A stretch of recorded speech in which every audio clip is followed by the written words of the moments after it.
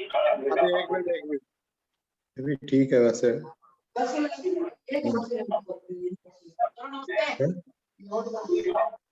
और सभी को नमस्ते जी।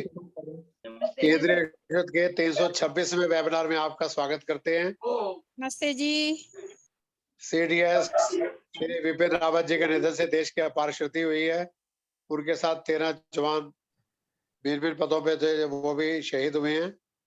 तो समस्त आर्य जगत की ओर से हम उनको श्रद्धांजलि अर्पित करते हैं। अब मैं माता सुमित्रा गुप्ता जी से प्रार्थना करूंगा, एक बार गायत्री मंत्र का पाठ एक भजन द्वारा कार्यक्रम शुरू करें। उसके बाद रविंद्र गुप्ता जी शहीदों को श्रद्धांजलि अर्पित करेंगे। पहले माता सुमित्रा गुप्ता जी, क्योंकि वो 90 साल की है, सबसे पहला हक उनका बनता है। आइए माता जी। नमस्कार जी सबको। नमस्ते जी। ओम भूर्भुवः स्वः तत्सवितुर्वरेण्यं भर्गो देवस्य धीमहि धियो यो नः प्रचोदयात्। तूने हमें उत्पन्न किया, पालन कर रहा है तू, तुझसे ही पाते प्राण हम, दुखियों के कष्ट हरता तू। तेरा महान तेज है छाया हुआ सभी स्थान, तेरा महान तेज है छाया हुआ सभी स्थान। सृष्टि की वस्तु वस्तु में तू हो रहा है विद्यमान। तेरा ही धरते ध्यान हम, मांगते तेरी दया। तेरा ही भरते ध्यान हम, मांगते तेरी दया। ईश्वर हमारी बुद्धि को श्रेष्ठ मार्ग पर चला, दाता हमारी बुद्धि को श्रेष्ठ मार्ग पर चला। ओम भूर्भुवः स्वः तत्सवितुर्वरेण्यं भर्गो देवस्य धीमहि धियो यो नः प्रचोदयात्। हाँ जी, भजन शुरू। सदानंद जी के ऊपर बोलूंगी मैं। हाँ सुनाइए सुनाइए। हाँ जी। दे गए प्राणों का बलिदान स्वामी दया सदानंद सन्यासी। दे गए प्राणों का बलिदान स्वामी सदानंद सन्यासी। कर गए जनहित अपनी जान, दे गए जनहित अपनी जान स्वामी सदानंद सन्यासी। 23 दिसंबर आया शत्रु ने वार चलाया, 23 दिसंबर आया शत्रु ने था बाण चलाया। धरती हो गई लहू लुहान स्वामी सदानंद सन्यासी। धरती हो गई लहू लुहान स्वामी सदानंद सन्यासी। दे गए प्राणों का बलिदान स्वामी सदानंद सन्यासी। सीने पर गोली खाई निज तन क्यों भेंट चढ़ाई। सीने पर गोली खाई निज तन क्यों भेंट चढ़ाई। दे गए जनहित अपनी जान स्वामी सदानंद सन्यासी। दे गए जनहित अपनी जान स्वामी सदानंद सन्यासी। शुद्धि की रीत चलाई भारत की शान बढ़ाई। शुद्धि की रीत चलाई भारत की शान बढ़ाई। जागे ऋषियों की संतान स्वामी दयानंद सदानंद सन्यासी। जागे ऋषियों की संतान स्वामी सदानंद सन्यासी। कर गए प्राणों का बलिदान स्वामी सदानंद सन्यासी। गोरखों से ना घबराए, सीधा खोल सामने आए। गोरखों से ना घबराए, सीना खोल सामने आए। यही है वीरों की पहचान, स्वामी सदानंद सन्यासी। यही वीरों की पहचान, स्वामी सदानंद सन्यासी। दे गए प्राणों का बलिदान, स्वामी सदानंद सन्यासी। गुरुकुल खोल दिखाए, सब समता का पाठ पढ़ाया। गुरुकुल खोल दिखाया, समता का पाठ पढ़ाया। जग से मिटा दिया अज्ञान, स्वामी सदानंद सन्यासी। जग से मिटा दिया अज्ञान, स्वामी सदानंद सन्यासी। दे गए प्राणों का बलिदान, स्वामी सदानंद सन्यासी। दे गए प्राणों का बलिदान, स्वामी सदानंद सन्यासी। कर गए जनहित अपनी जान, सदानंद सन्यासी। कर गए जनहित अपनी जान, स्वामी सदानंद सन्यासी। धन्यवाद जी। बहुत बहुत धन्यवाद माता सुमित्रा गुप्ता जी, बहुत अच्छा लगा। आपने स्वामी श्रद्धानंद जी को श्रद्धांजलि दी। हाँ जी। अब कल्याण दिवस आ रहा है ना। हाँ जी, हाँ जी, बहुत अच्छा जी। अब मैं श्री रविंद्र गुप्ता जी से प्रार्थना करता हूँ कि जनरल विपिन रावत जी को श्रद्धांजलि अर्पित करेंगे आप सबकी ओर से। श्री रविंद्र गुप्ता जी। सभी श्रोताओं को मेरा नमन। आइए श्रद्धांजलि गीत से पहले 4 पंक्तियां। आज हमारा प्यारा भारत फूट फूट कर रोया है, शेर विपिन रावत को हमने आज अचानक खोया है। डोकलाम और म्यांमार के नायक हमको छोड़ गए, पत्नी सहित हमारे नायक हमसे ही मुंह मोड़ गए। जिसकी दम से हर दुश्मन को हमने धूल चटाई है, मुल्क पड़ोसी ने सीमा पर अपनी फौज हटाई है। उस नाहर का जाना हमको लगा बहुत दुखदाई है, एक हादसे में नाहर ने अपनी जान गंवाई है। पत्नी ने भी हर पल उनका ऐसे साथ निभाया है, साथ विदा हो गई सुहागन दुनिया को बतलाया है। हम फौजी हैं हर पल हमको प्रिय लगता है हिंद चमन, हे भारत के वीर पुरुष तुमको अंतिम है आज नमन। अभी टीवी पे भी उनकी अंत्येष्टि दिखाया रहे हैं। आइए शहीदों के नाम पे गीत।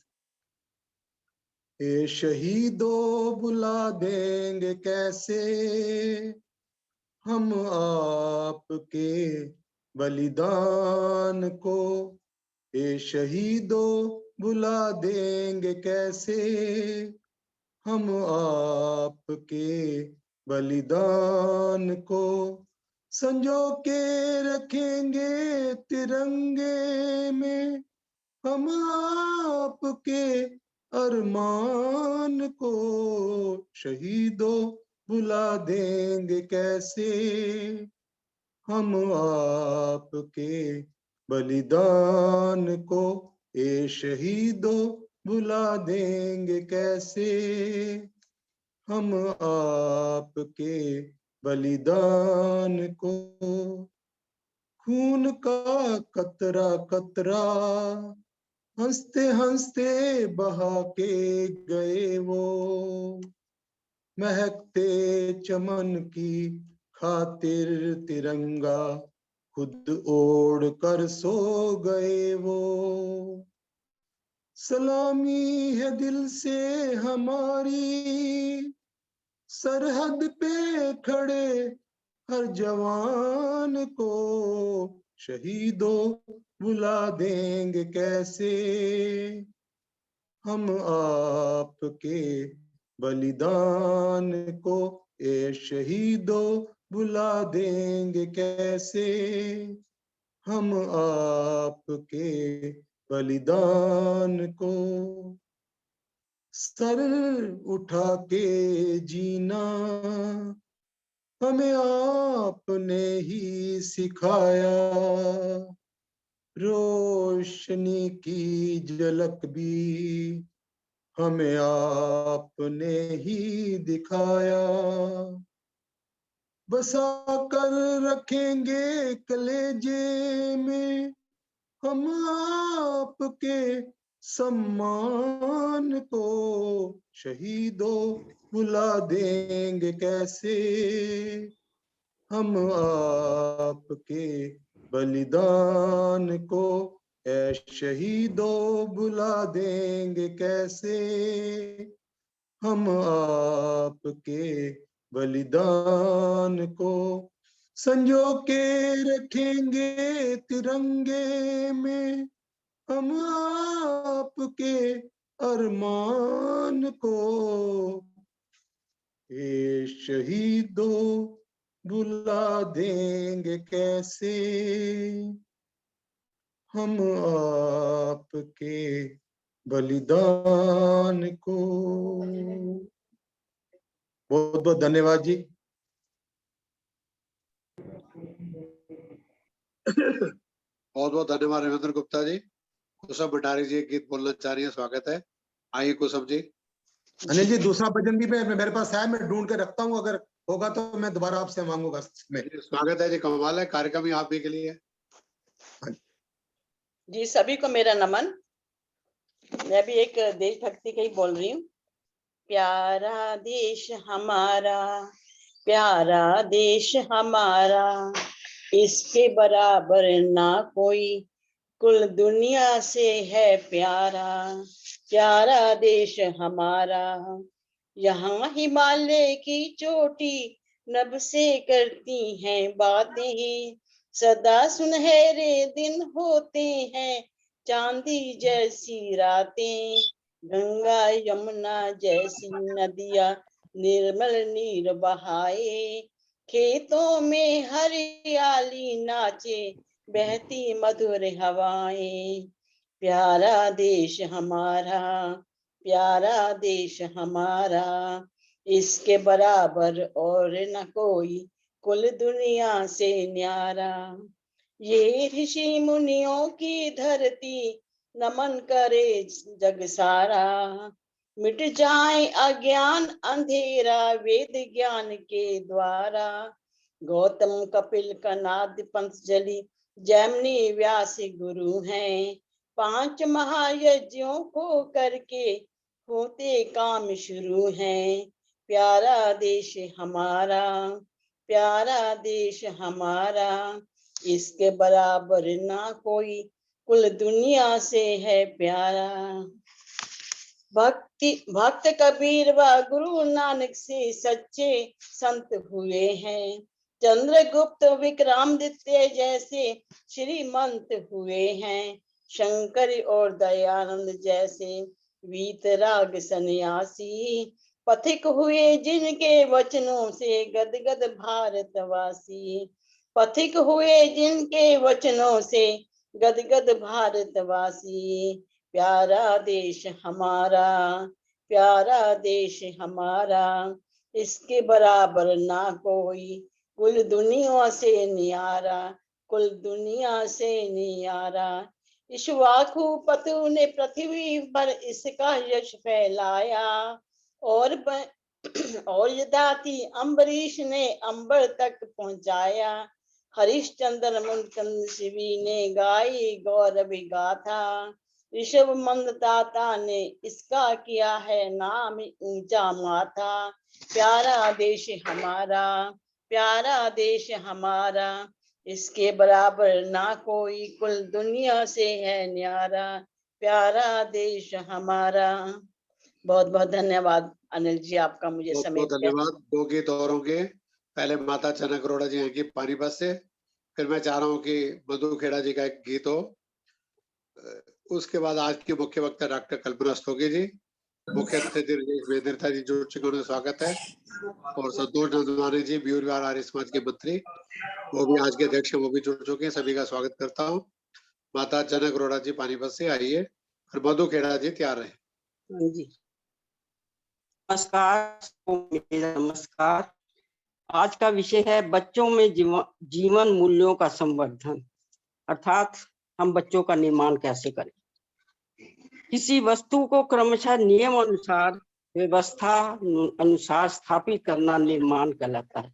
जैसे भवन निर्माण, मंदिर निर्माण। मंदिर बनने में एक क्रमशः एक ईंट लगाकर उसे बनाया जाता है। बच्चे के निर्माण में भी गुण रूपी ईंटों को समय समय पर स्थापित करना पड़ता है। पर्वत को बनाया नहीं जा सकता, पर्वत स्वयं बन जाता है। और भवन और मंदिर को बनाना पड़ता है, अपने आप नहीं बनेगा। परंतु झाड़ झंखाड़ स्वयं ही उग जाते हैं, अपितु स्वयं उग जाते हैं। और पौधे जो हैं वो स्वयं नहीं उग पाते, उनको खाद पानी देकर देखभाल की आवश्यकता होती है। इस प्रक्रिया को ही हम निर्माण कहते हैं। हमने बहुत सारे विद्वानों को खोजने का प्रयास किया जो हमें निर्माण के विषय में बताए। उनमें से सभी ने एक तपस्वी महर्षि दयानंद मिले, जिन्होंने अपने ग्रंथ संस्कार विधि में बताया कि हम जैसी संतान बनाना चाहे उसको हम बना सकते हैं। तो ऐसे संस्कारित बच्चे जो हैं वो बड़े होकर देश के युवा बनकर संस्कारित होते हैं। बचपन से जो संस्कारित होते हैं उनके लिए एक प्रेरणा गीत। उठो वतन के ऐ नौजवानों, ये वक्त तुमको बुला रहा है। उठो वतन के ऐ नौजवानों, ये वक्त तुमको बुला रहा है। सभी की नजरें लगी हैं तुम पर, हर एक दिल गुनगुना रहा है। उठो वतन के ऐ नौजवानों, ये वक्त तुमको बुला रहा है। कहीं पे मंडियां कबाब की हैं, कहीं पे नदियां शराब की हैं। कहीं पे मंडियां कबाब की हैं, कहीं पे नदियां शराब की हैं। गगन से ऊंचा ये देश मेरा, पतन के सागर में जा रहा है। उठो वतन के ऐ नौजवानों, ये वक्त तुमको बुला रहा है। निढाल गौएं पुकारती हैं, सभी तरफ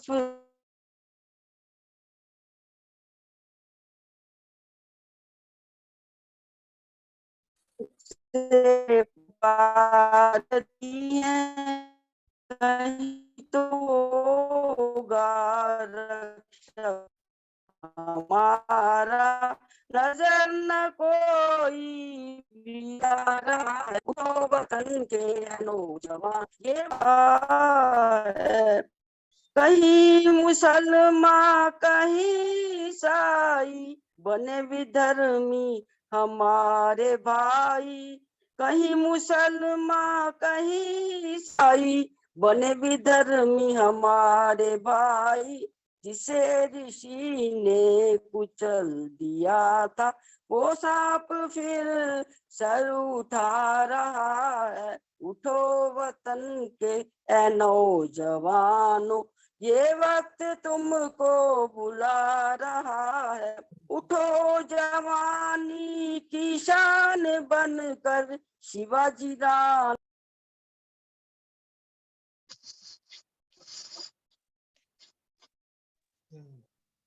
माता जनक अरोड़ा जी, आवाज बंद होगी आपकी।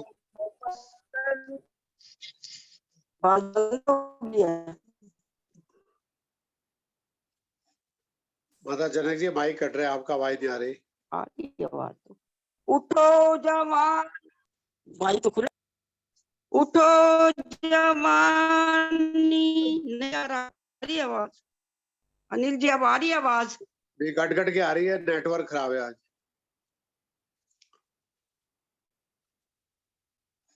माता जनक अरोड़ा जी का धन्यवाद, क्योंकि आवाज ठीक नहीं आ रही, कट कट के आ रही है। मधु खेड़ा जी सुनाएंगे गीत, तो उसके बाद कल्पना रस्तोगी जी, नमस्ते भाई साहब, मधु सर अगला गीत सुना देगी, एक किसी और को कह दीजिएगा। चलो कमलेश चांदना जी, रचना वर्मा जी। ओके, मैं सुना रही हूँ। स्वागत है। प्रभु भक्ति का गीत सुना रहे हैं। स्वागत है। तुम्हारे दर पे ही योगी मुनि सब सर झुकाते हैं, तुम्ही से प्रेम करते हैं, तुम्हारे गीत गाते हैं। तुम्हारे दर पे ही योगी मुनि सब सर झुकाते हैं। सभी को आसरा तेरा, तुम्ही रक्षक व पालक हो। तुम्ही माता पिता सबकी, तुम्ही दुनिया के मालिक हो। सभी छोटे बड़े तुमसे सदा वरदान पाते हैं। तुम्हारे दर पे ही योगी मुनि सब सर झुकाते हैं। दिशाओं में तेरे जलवे, तुम्ही रंगी नजारों में। हवाओं में तेरी हलचल, चमकते भी सितारों में। घटाओं में तुम्हारे ही करिश्मे नजर आते हैं। तुम्हारे दर पे ही योगी मुनि सब सर झुकाते हैं। तेरे पाबंद हैं जग में अंधेरे भी उजाले भी, गरीबी और अमीरी भी, दरिया भी तुशाले भी। जहाँ इंसाफ होता है वो दर तेरा बताते हैं। तुम्हारे दर पे ही योगी मुनि सब सर झुकाते हैं। बसा हर एक के दिल में तू फिर भी दूर है, लेकिन कोई जाने न पहचाने बड़ा मशहूर है, लेकिन निराली शान है तेरी, पथिक गा सुनाते हैं। तुम्हारे दर पे ही योगी मुनि सब सर झुकाते हैं। धन्यवाद जी। बहुत बहुत धन्यवाद कमलेश चांदना जी मेरठ से। मधु खेड़ा जी आ गई है तो स्वागत है, नहीं तो फिर कल्पना सोगी जी का उद्बोधन। मधु खेड़ा जी जुड़ चुकी हैं। चलो फिर बाद में बाकी गीत भजन हो जाएंगे। मैं आज की मुख्य वक्ता डॉक्टर कल्पना सोगी जी से अनुरोध करूंगा अपना उद्बोधन। आज के मुख्य अतिथि राजेश मेहता जी का स्वागत। आज के अध्यक्ष संतोष नंदवानी जी, मंत्री आयुष्मान म्यूर फेज 1, उनका भी स्वागत करता हूँ। आप सभी का स्वागत। आइए डॉक्टर कल्पना अस्तोगी जी।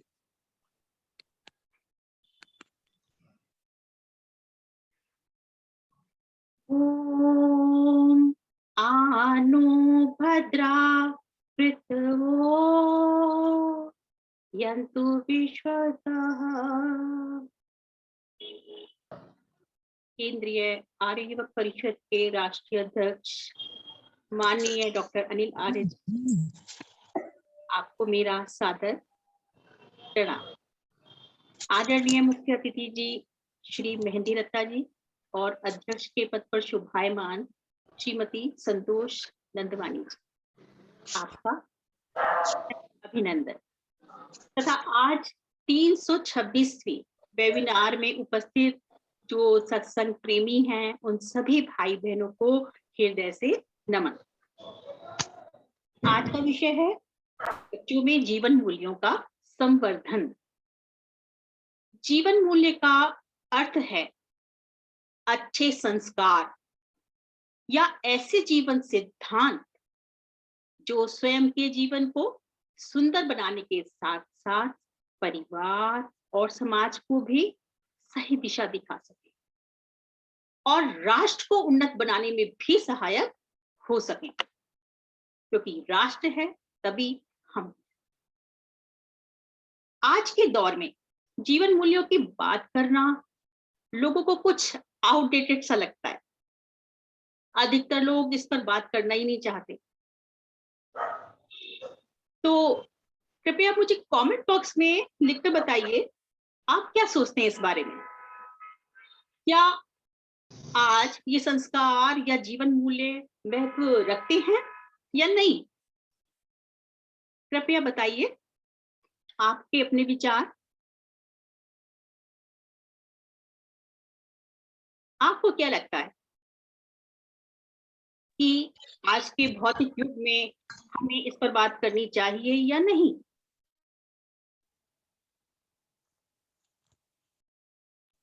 जी, रचना वर्मा जी, धन्यवाद। तो अब प्रश्न ये है कि प्रश्न उठता है इन मूल्यों की जरूरत आखिर क्यों है? बच्चे परिवार की फुलवारी हैं, समाज की शोभा और देश का भविष्य होते हैं। तो इन्हें सही दिशा देना प्रत्येक माता पिता का और शिक्षक का कर्तव्य होता है। या मैं कहूंगी कि जो भी लोग इन बच्चों के संपर्क में आते हैं उन सभी का यह कर्तव्य होता है कि इन्हें जब भी अवसर मिले इन्हें जीवन मूल्य समझाएं, संस्कार दें, ताकि जिनका लालन पालन हमने फूलों की तरह किया वे बड़े होकर फूल ही रहें, शूल ना बन जाएं। महर्षि दयानंद ने इन तीनों को, माता पिता और आचार्य को, उत्तरदायित्व दिया कि बच्चे में जीवन मूल्यों को पिरोएं। कोई बच्चा पढ़ाई लिखाई में कितना भी होशियार हो, पर यदि उसमें नैतिकता नहीं है, संस्कार या मैनर्स नहीं है, तो सब व्यर्थ है। आजकल लोग संस्कार शब्द का प्रयोग भी नहीं करना चाहते, मैनर्स ही उसे बोलते हैं। तो मैं भी बोल देती हूँ कि मैनर्स नहीं है तो सब व्यर्थ है। सही कहा गया है, शील विनय आदर्श शिष्टता, ताल बिना झंकार नहीं, शिक्षा क्या स्वर साध सकेगी यदि नैतिक आधार नहीं।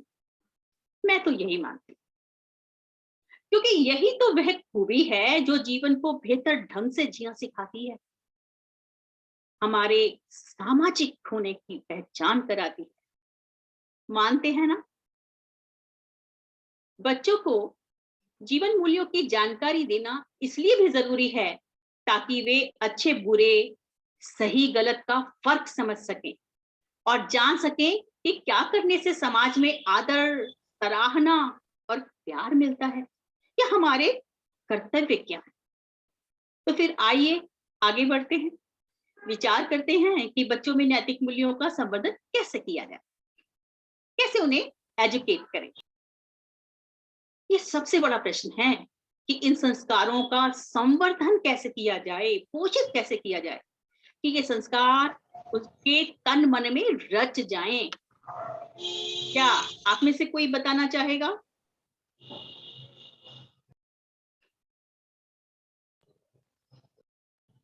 चलिए, मैं ये मानकर चल रही हूं कि बच्चों के भीतर अच्छे संस्कार और बुरे संस्कार दोनों पहले से ही बीज रूप में रहते हैं। अब हमें करना क्या है? यदि हमारे पास 2 पौधे हैं, तो जिसे हम बढ़ाना चाहते हैं उसे हम पानी देकर सींचते हैं, लेकिन जिसे नष्ट करना चाहते हैं उसमें जल नहीं देते। इसी तरह हमें अच्छे संस्कारों को सींचना है। कैसे? बच्चे प्यार के, स्नेह के भूखे होते हैं, हम सब जानते हैं। जब भी कोई अच्छा कार्य करे तो उनकी प्रशंसा करनी है, और ये प्रशंसा अकेले में ही नहीं करनी, दूसरों के सामने करनी है। बताना है दूसरों को कि ये हमारा बच्चा, ये अच्छी, इसके अंदर ये गुण है, ये अच्छे कार्य करता है। और जो यदि उससे कोई भूल हो जाती है, बुरा व्यवहार करता है, तो उस पर अधिक चर्चा नहीं करनी, किसी से भी नहीं करनी, उससे भी नहीं करनी। अकेले में स्नेह सिक्त शब्दों से उसे रियलाइज कराना है, अनुभव देना है कि यह व्यवहार या कार्य क्यों उचित नहीं है। कभी भी दूसरों के सामने उसे डांटना नहीं है। आवश्यकता हो तो आंखों के इशारे से समझा सकते हैं, क्योंकि प्यार से कही गई बात ही बच्चे समझते हैं। एक घटना बताना चाहती हूँ। मैं काउंसलर में भी मैंने स्कूल में कार्य किया था।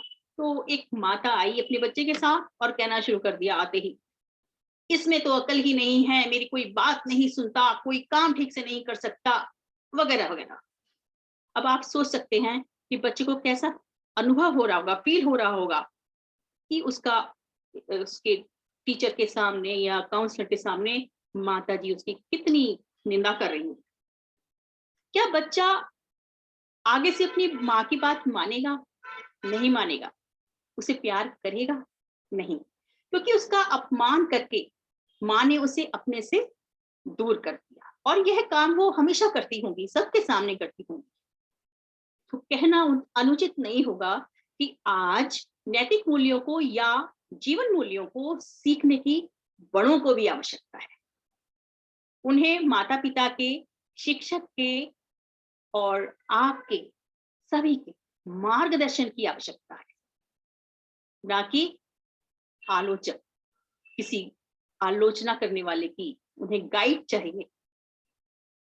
कितने भी जिद्दी से जिद्दी बच्चे के कंधे पर प्यार से आप हाथ रखकर समझाएंगे तो बच्चा अवश्य समझे। माता पिता बच्चे को जितना समय देना चाहिए वो आज व्यस्तता इतनी है कि दे ही नहीं पाते, क्योंकि नौकरियां बहुत डिमांडिंग हो गई हैं और माताएं भी अधिकतर नौकरी करती हैं। फिर भी जब भी समय मिले उनके साथ बात करना चाहिए। उन्हें एक्टिवली सुनना, लिसनिंग बहुत ज्यादा जरूरी है। पर होता क्या है कि माता पिता हाथ में मोबाइल चला रहे होते हैं या टीवी देख रहे होते हैं, बच्चा बोल रहा होता है, वो हाँ हाँ हाँ करते रहते हैं, और ये दृश्य आज अधिकतर घरों का है। पर बच्चा बेवकूफ नहीं होता, इतना समझ रहा होता है कि इन्हें मेरी बात में कोई इंटरेस्ट नहीं है, और कई बार तो वो अपनी बात आधी कहकर ही चुप हो जाता है, क्योंकि वो सोचता है इन्हें मुझ में कोई रुचि है ही नहीं। वो ये नहीं सोचता कि मेरी बात में रुचि नहीं है, वो ये सोचता है इनकी नजर में मेरी कोई अहमियत नहीं है, मेरा कोई महत्व नहीं है, इसलिए मुझ में कोई रुचि नहीं है। वो ऐसा सोच लेता है कि मेरे को तो कोई चिंता ही नहीं है, मैं कुछ कहना चाहता हूँ, मेरी बात पर ध्यान ही नहीं दिया जाता। धीरे धीरे वह माता पिता से कुछ भी शेयर करना बंद कर देता है। तो चलिए थोड़ा सा आगे बढ़ते हैं, विचार करते हैं कुछ विशेष जीवन मूल्यों पर, क्योंकि समय अभाव के कारण हम सब पर तो चर्चा कर नहीं सकते। तो बहुत ही विशेष कुछ मूल्यों पर हम बात करेंगे। मेरी दृष्टि में सबसे पहले हमें उन्हें परिवार का महत्व समझाना चाहिए। बच्चे की पहली पाठशाला भी घर ही होती है ना, इसलिए सबसे अधिक महत्वपूर्ण है घर का वातावरण। यहाँ का वातावरण खुशनुमा हो, परिवार में यदि सब स्नेहशील हो, यानी एक दूसरे का ध्यान रखते हो, सुख दुख बांटते हो, और आपस में बोलचाल में सभ्यता, सौम्यता हो, और हो बड़ों का सम्मान, तो बच्चे भी ये संस्कार ग्रहण करेंगे। और यदि माता पिता को अपने बड़ों से चार टेढ़े शब्द बोलते देख लिया ना उन्होंने, तो यकीन मानिए वो उसी तरह अपने बड़ों से और आपसे भी बात करना सीख लेंगे। हम देख रहे हैं ना शालीनता और सहनशीलता, ऐसे इन मूल्यों के अभाव आज छोटी छोटी बातों पर झगड़े हो रहे होते हैं। सहनशीलता नहीं है, भाषा में शालीनता नहीं है कि समाज में बड़ों के साथ, अपने मित्रों के साथ और अन्य लोगों के साथ कैसे व्यवहार करना चाहिए वो सीख नहीं पाते। अपने देश के प्रति, राष्ट्र के प्रति हमारी क्या जिम्मेदारी है, ये सब कौन सिखाएगा? हमें ही सिखाना है। कैसे? जितने भी राष्ट्रीय पर्व आते हैं उन पर उन्हें हमें उनके साथ मिलकर मनाना चाहिए, छुट्टी का दिन नहीं समझना चाहिए। और इस दिन पर वीर शहीदों की, देशभक्तों की बात करनी चाहिए, देश के बारे में बात करनी चाहिए।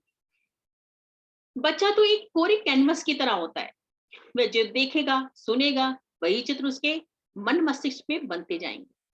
इसलिए हम उसके समक्ष जो भी व्यवहार करें यह ध्यान रखें कि बच्चा यही व्यवहार सीखने वाला है। अच्छा, यदि आप चाहते हैं कि हमारा बच्चा सुबह जल्दी उठे, प्लीज माइक बंद कर दीजिए।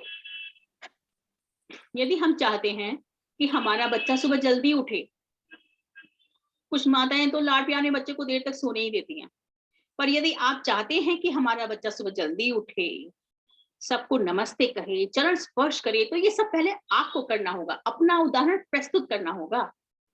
सही कहा गया है ना कि values are caught not taught. Role model बनकर दिखाना होगा जी, वो तो कर ही लेगा। एक उदाहरण देना चाहती हूँ। कुछ दिनों पहले ही मैं अपने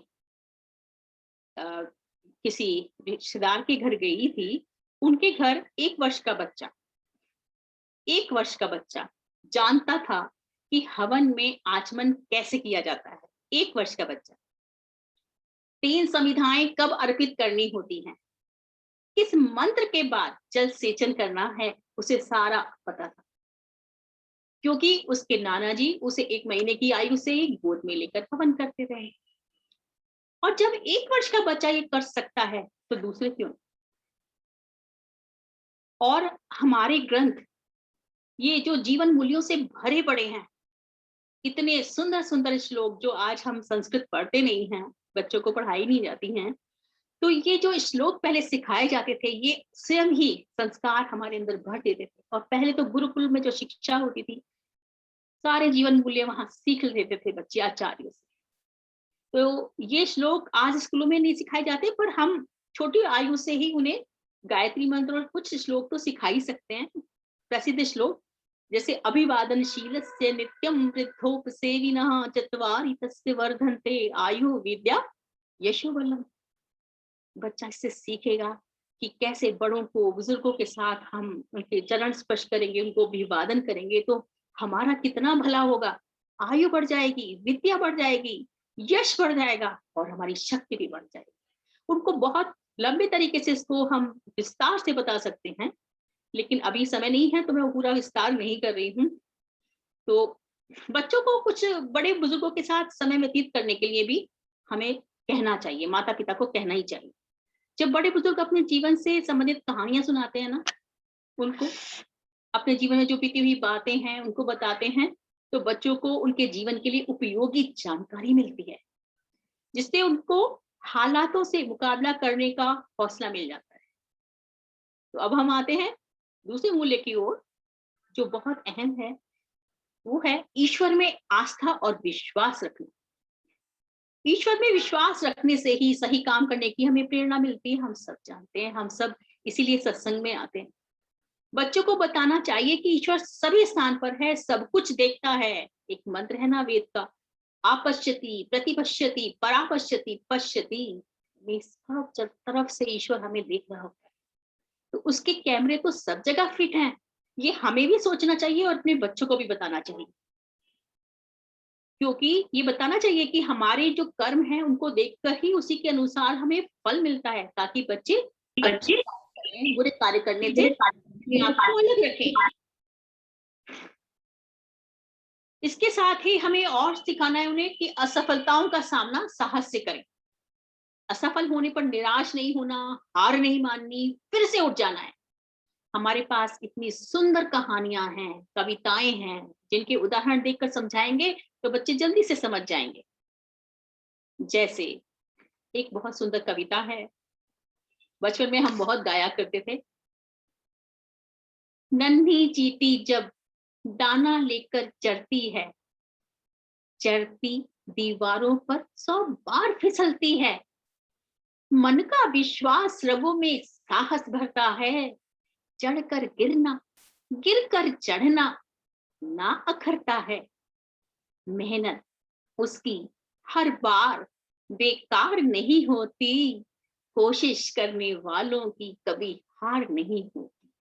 आप देखिए किस प्रकार हम जीवन मूल्य इस इन पंक्तियों के द्वारा बच्चों को सिखा सकते हैं। और इसी की कुछ और पंक्तियां हैं। असफलता एक चुनौती है, स्वीकार करो। क्या कमी रह गई देखो और सुधार करो। जब तक न सफल हो नींद चैन को त्यागो तुम। संघर्षों का मैदान छोड़ मत भागो तुम। कुछ किए बिना ही जय जयकार नहीं होती, और कोशिश करने वालों की कभी हार नहीं होती। कितना सुंदर संदेश दिया गया है। तो इस प्रकार ऐसी अच्छी अच्छी कविताएं बच्चों को सुनाकर, याद कराकर हम उनमें बहुत सारे जीवन मूल्य पिरो सकते हैं। तो इस तरह का अच्छा जो साहित्य है वो हमें देखना चाहिए। हमारे उस उपनिषद, वेद ग्रंथ और गीता भरे पड़े हैं। अब ये हमारा दुर्भाग्य है कि आजकल संस्कृत और इन सब धार्मिक ग्रंथों के बारे में विद्यालयों में नहीं बताया जाता। तो ये अब हमारा उत्तरदायित्व है कि माता पिता, दादा दादी, नाना नानी या और कोई भी बड़ा उन बच्चों को इन सब के बारे में बताए, परिचित कराएं इन सब से। और बच्चों के कोमल मस्तिष्क पर इन सब का बहुत जल्दी प्रभाव पड़ता है यदि कहानी के रूप में उन्हें बताया जाए।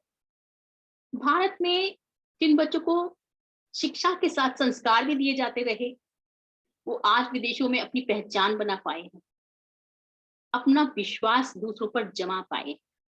और यही कारण है कि आज बड़े बड़े देशों में हमारे बच्चे बड़ी बड़ी कंपनियों के सीईओ बन रहे। उनको प्राथमिकता दी जाती है, चुना जाता है। संस्कारों का ही महत्व है, ये संस्कारों का ही प्रभाव है।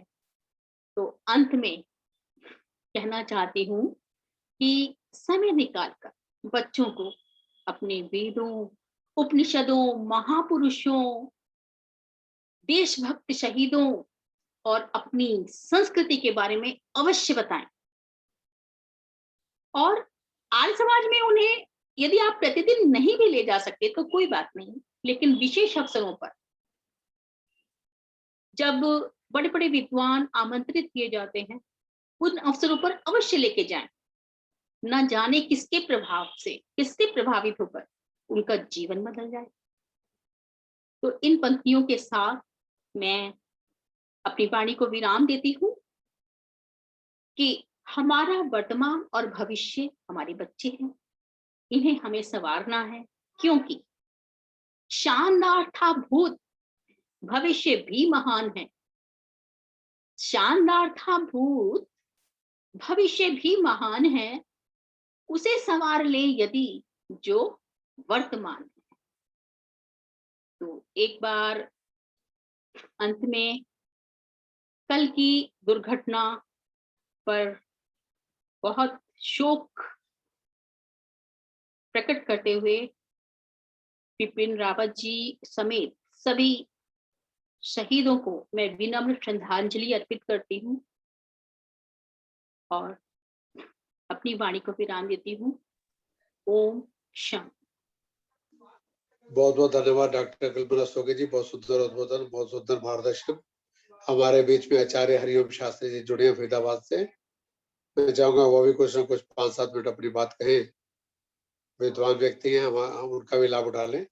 आचार्य हरिओम शास्त्री जी फरीदाबाद से।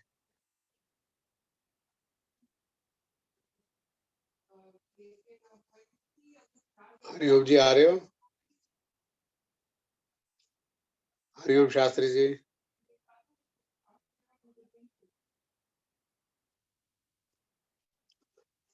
चलो, मधुखेड़ा जी आ चुकी है भजन के लिए। सबको सादर नमस्ते जी। नमस्ते भैया। मेरी स्वागत। आवाज आ रही है? बिल्कुल आ रही है जी, बोलिए। धन्यवाद, धन्यवाद जी। परसों जो एक इंसिडेंट हुआ, उससे सारा देश शोक में है। और हमारे जो इतने सीनियर्स हैं या जो भी जवान हमसे जुदा होते हैं, तो सच में बहुत दुख होता है। पूरा देश दुख को फील कर रहा है। और जाते जाते क्या वो हमेशा हमें एक संदेश देते हैं, जो संदेश के गीत के रूप में मैं एक सुना रही हूँ। आखिरी संदेश है हर नौजवान को, रखना लहू से सींच के तुम गुलिस्तान को। आखिरी संदेश है हर नौजवान को, रखना लहू से सींच के तुम गुलिस्तान को। जैसे हमारे सीडीएस जनरल रावत ने देश को कितनी जगहों से बचाया और उन्होंने हमें सचेत भी किया। उस चेतावनी को और उनके वक्तव्यों को उनको हमें याद रखना चाहिए। आने वाली पीढ़ी और नौजवान इस चीज को जरूर याद करें और हमेशा याद रखें और फॉलो करें। प्यारे वतन के वास्ते प्यारी जवानियां लाती है रंग शहीदों की लंबी कहानियां। मिटने न देना द्वेष की तुम आन बान को, आखिरी संदेश है हर नौजवान को, रखना लहू से सींच के इस गुलिस्तान को। झुकते हैं खुद पहाड़ भी हिम्मत के सामने, सागर भी दिल को बैठ के लगता है थामने। कह दो भुजा उठा के जरा इस जहान को, आखिरी संदेश है हर नौजवान को, रखना लहू से सींच के तुम गुलिस्तान को। राहों में चाहे लाखों हो कांटों की महफिलें, कब्जे में दुश्मनों के भी चाहे हो मंजिलें। राहों में चाहे लाख हो कांटों की महफिलें, कब्जे में दुश्मनों के जो चाहे हो मंजिलें। बढ़ जाना पथिक भी चीर के तुम हर तूफान को, बढ़ जाना पथिक चीर के तुम हर तूफान को। आखिरी संदेश है हर नौजवान को, रखना लहू से सींच के तुम गुलिस्तान को। धन्यवाद भैया। हमारी विनम्र श्रद्धांजलि, और यही श्रद्धांजलि होगी कि आगे वाले लोग और हम लोग भी उनके बनाए हुए, उनके संभाले हुए इस गुलिस्तान को संभाल कर रखें। यही हमारी श्रद्धांजलि। बहुत बहुत धन्यवाद मधुखेड़ा जी। आप धर्मपत्नी है डॉक्टर कर्नल विपिन खेड़ा जी की पंजाई बाग से, तो बहुत बहुत धन्यवाद। अब आमंत्रित करता हूँ रचना वर्मा जी अमृतसर से एक गीत, फिर आज के मुख्य अतिथि राजेश मेहता जी तैयार रहेंगे। पहले रचना वर्मा जी। हाँ जी, सभी को सादर नमस्ते जी। नमस्ते जी, स्वागत। प्रभु भक्ति का भजन बोलने वाली। सुनाइए। कर लिया कर कभी फुर्सत से तू भगवान को याद, कर लिया कर कभी फुर्सत से, कर लिया कर कभी फुर्सत से तू भगवान को याद, उस दयारू दया सागर दयावान को याद सोच कर देख तेरे तन को बनाया किसने सोच कर देख तेरे तन को बनाया किसने और दुनिया का हंसी जलवा दिखाया किसने मेहरबानी के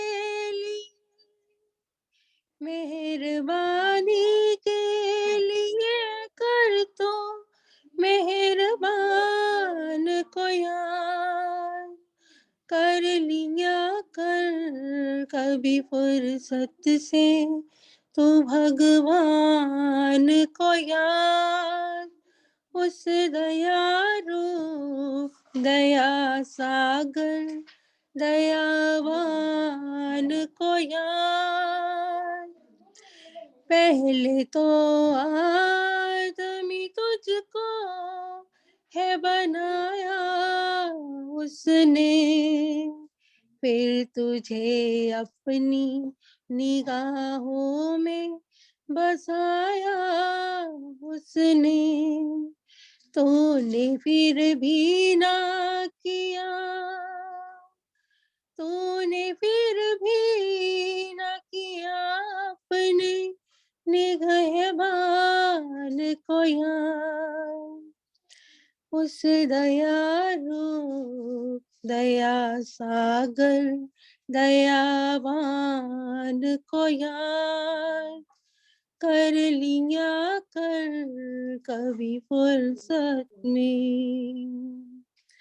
आज तक उसने भला तुझको भुलाया है कभी आज तक उसने भला तुझको भुलाया है कभी या किसी अवसर पे निज दर से हटाया है कभी फिर बिना कभी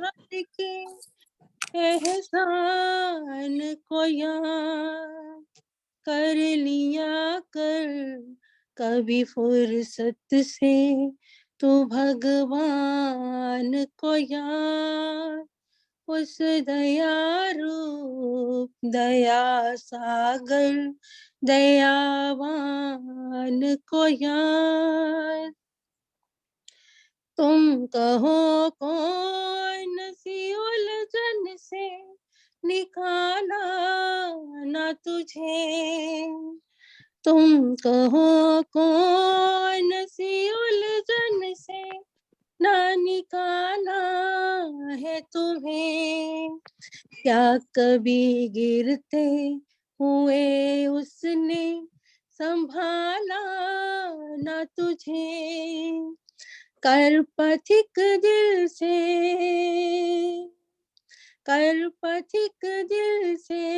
सदा ऐसे कदरदान को याद कर लिया कर कभी फुर्सत से तू भगवान को याद उस दयारू दया सागर दयावान को याद कर लिया कर कभी फुर्सत से धन्यवाद जी।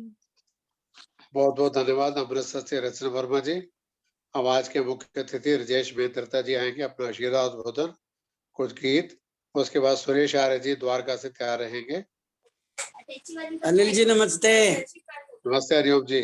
भाई साहब बहुत बहुत धन्यवाद आपका बहुत सुंदर आप कार्यक्रम आयोजन करते हैं इसके लिए हम कोटशा आपके आभारी हैं। मेहता जी के बाद 5 मिनट बोलना आप भी। नमस्ते नमस्ते जी मैं कमलांश बोल रही हूँ। हाँ कमलांश जी मुझे याद है। पहले राजेश मेहता जी, आइए, स्वागत है। राष्ट्रीय केंद्रीय युवक परिषद के श्री अनिल आर्या जी, श्रीमती आज की मुख्य वक्ता श्रीमती कल्पना रस्तोगी जी और आज की अध्यक्ष संतोष नंदवानी जी, मेरा नमस्कार आप सबको। मैं तो श्रद्धांजलि देना चाहूंगा पहले अपने विपिन रावत जी को, कि अभी कुछ दिन पहले ही किसी शादी में मैं भी इनवाइटेड था और ये भी आए हुए थे।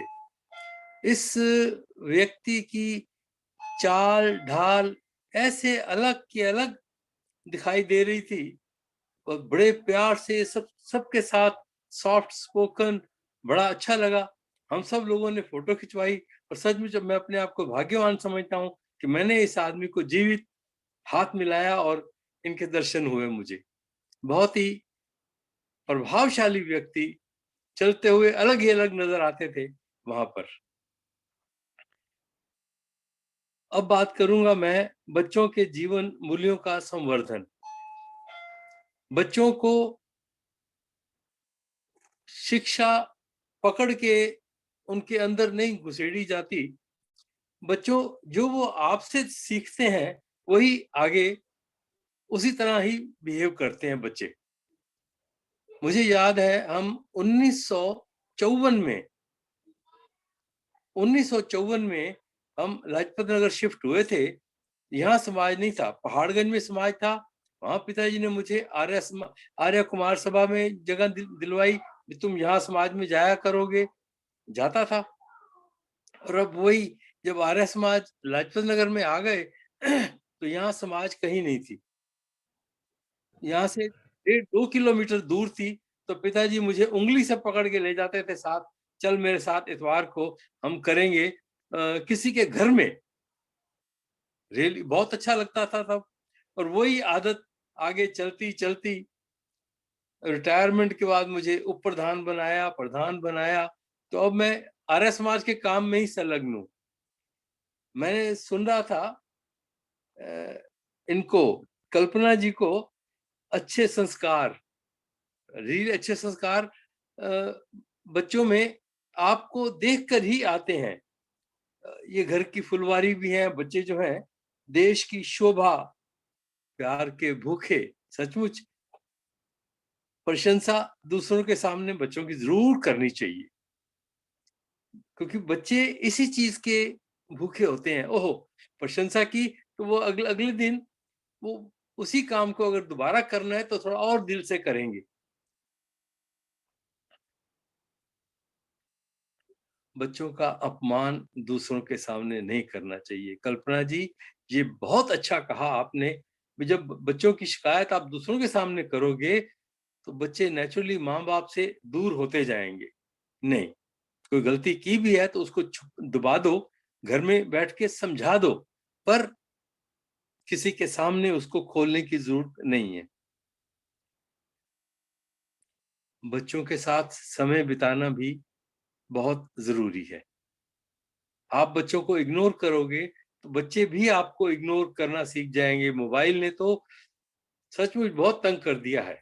एक टेबल पे बैठे हैं, सारे जने मोबाइल पकड़ के, अरे मोबाइल को रखो, थोड़ी देर अपने दिल की बात करो कि आज आपके साथ क्या हुआ, किस तरह ठीक हुआ, किस तरह ठीक नहीं हुआ। ये होना चाहिए। बड़ा अच्छा कहा इन्होंने, चींटी का एग्जाम्पल दिया। अभी चींटी जो है एक बार चढ़ती गिरती है तो भी वो बार बार और अंत में सफल होती है। कल्पना जी, आप भी महान हैं, बहुत महान है। अभी मैंने अपना संतोष जी को सुना नहीं, बाकी मुझे मालूम है कि ये भी बहुत ही अच्छी वक्ता हैं। कुसुम भंडारी जी, जनक अरोड़ा जी, मधु खेड़ा जी, इन्होंने विपिन रावत जी को श्रद्धांजलि दी, बहुत अच्छा लगा। बाकियों ने भजन सुनाए, बहुत अच्छा लगा। और सबसे जो शुरू किया इन्होंने, रविंद्र गुप्ता जी ने श्रद्धांजलि देके बहुत अच्छा किया। आप अनिल जी, मैं आपकी ज्यादा तारीफ करूंगा तो मुझे लगता है कि आप बिगड़ ना जाएं। बाकी आप बहुत धन्यवाद के पात्र हैं। मैं एक 2 लाइन का भजन सुनाऊंगा श्रद्धांजलि के रूप में, ठीक है? सुनाइए जी, स्वागत है प्रधान जी।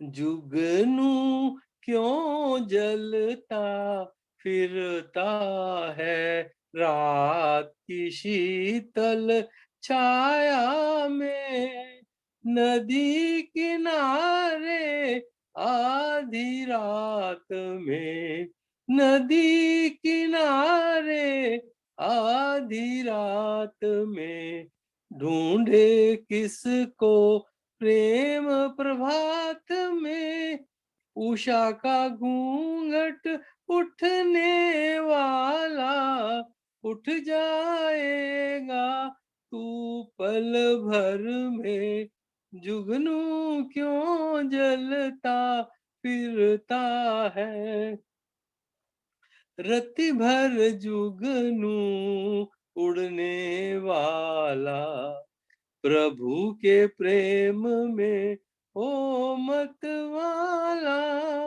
रति भर जुगनू उड़ने वाला, प्रभु के प्रेम में हो मत वाला, दुनिया को एक भेद बता दे, मरकर अमर हो जाना सिखा दे, मरकर अमर हो जाना सिखा दे, जुगनू क्यों जलता फिरता है।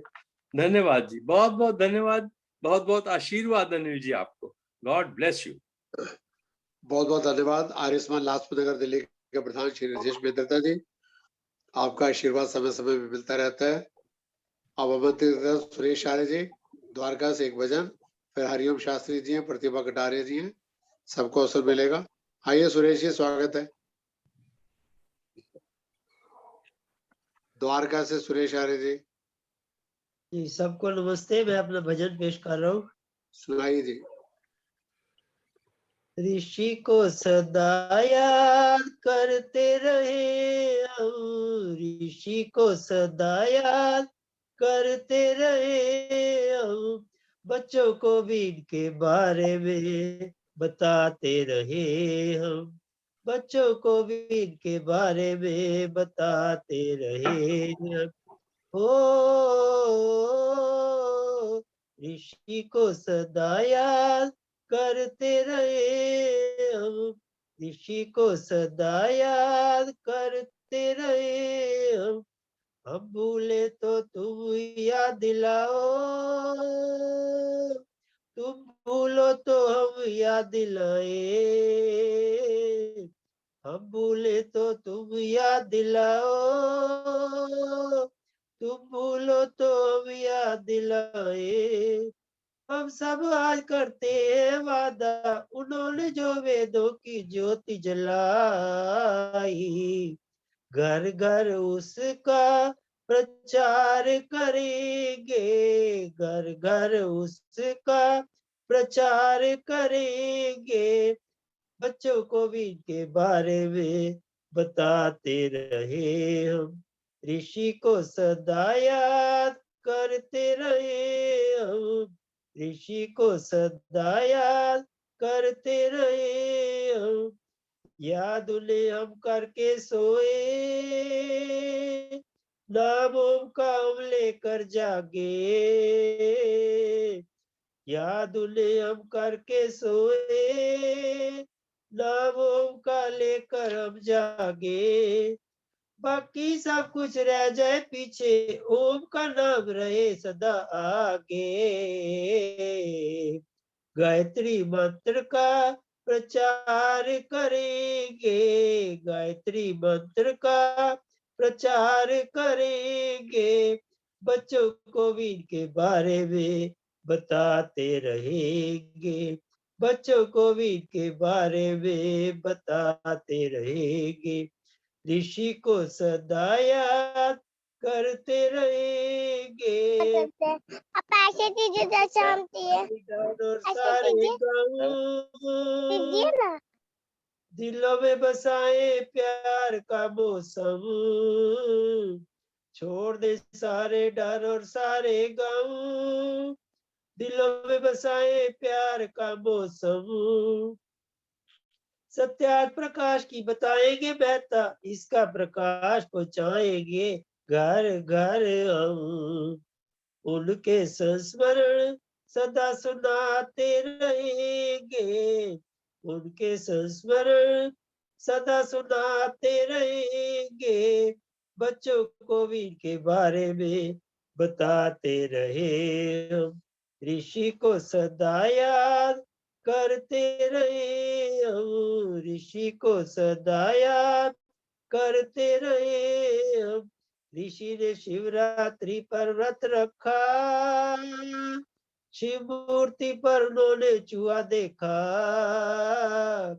ऋषि ने शिवरात्रि पर व्रत रखा, शिव मूर्ति पर उन्होंने चूहा देखा, तभी उनका माथा ठनका तोड़ दिया उन्होंने व्रत भी, सच्चे शिव की खोज में निकल पड़े वो, सच्चे शिव की खोज में निकल पड़े वो, बच्चों को भी इनके बारे में बताते रहे हम, ऋषि को सदा याद करते रहे हम, 14 वर्ष में बहन की मौत हो गई, फिर चाचा जी ने दुनिया छोड़ दी, 14 वर्ष में बहन की मौत हो गई, फिर चाचा जी ने दुनिया छोड़ दी, इस शक्ति के बारे में सोचने लगे वो,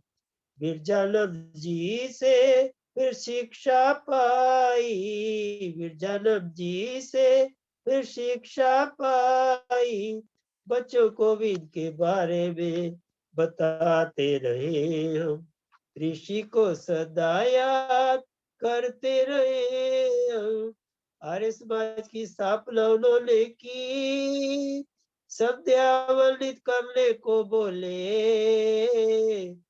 आर्य समाज की स्थापना उन्होंने की, संध्या वंदित करने को बोले, शिक्षा पद्धति का प्रचार किया, नारियों को शिक्षा दिलाई, सबको नारियों का सम्मान करने को बोले, सबको नारियों का सम्मान करने को बोले, उनके कदमों पर चलते रहे हम, उनके कदमों पर चलते रहे हम, ऋषि को सदा याद करते रहे हम, ऋषि को सदा याद करते रहे हम, बच्चों को भी इनके बारे में बताते रहे हम, बच्चों को भी इनके बारे में बताते रहे हम, ऋषि को सदा याद करते रहे हम, ऋषि को सदा याद।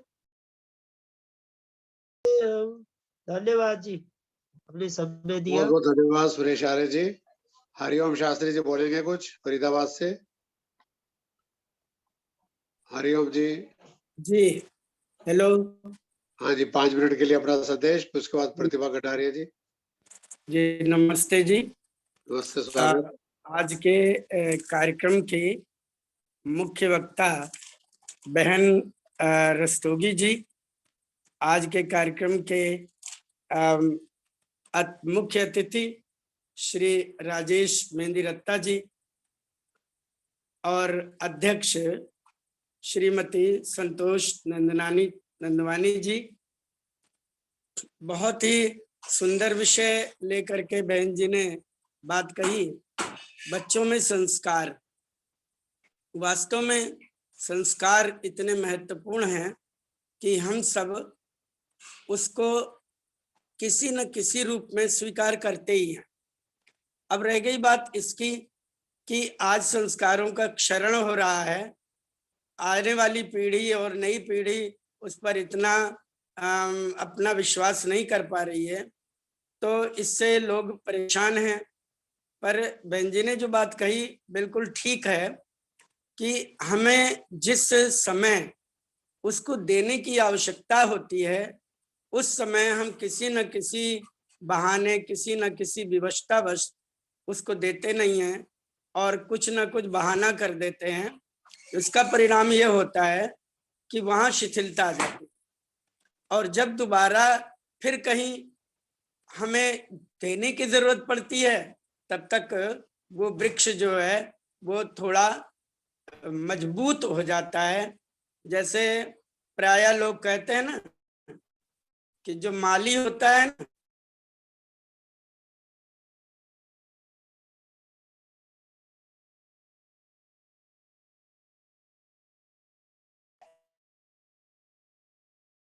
को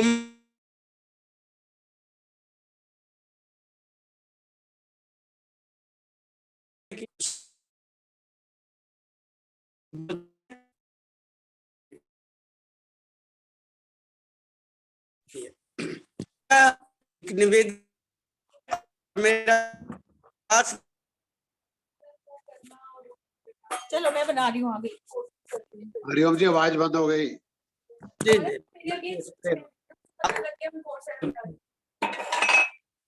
हाँ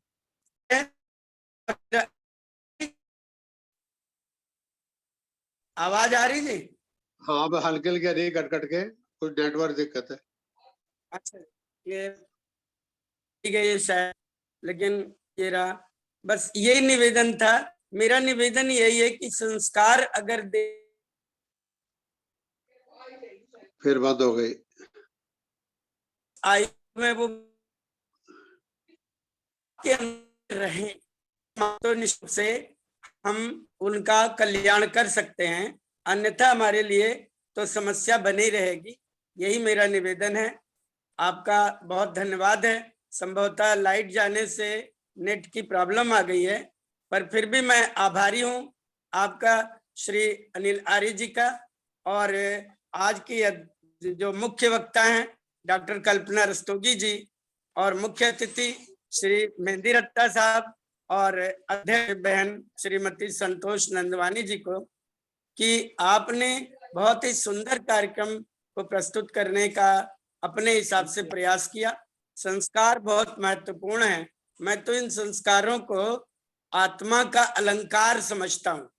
जैसे व्यक्ति अलंकार को धारण करता है ना, तो वो सजावट हो जाती है, सुंदर दिखता है। ऐसे संस्कार धारण करता है व्यक्ति, तो उसकी आत्मा सुंदर बन जाती है।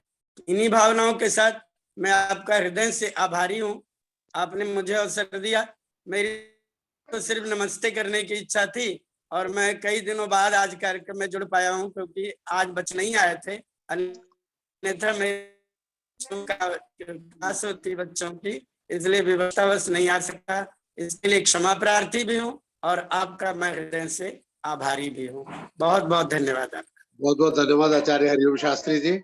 इससे पहले के अध्यक्ष संतोष नंदवानी जी अपने विचार रखें, प्रतिभा कटारे जी आएंगी अपने विचार, उसके बाद आज के अध्यक्ष, फिर एक दो गीत, फिर शांति पाठ।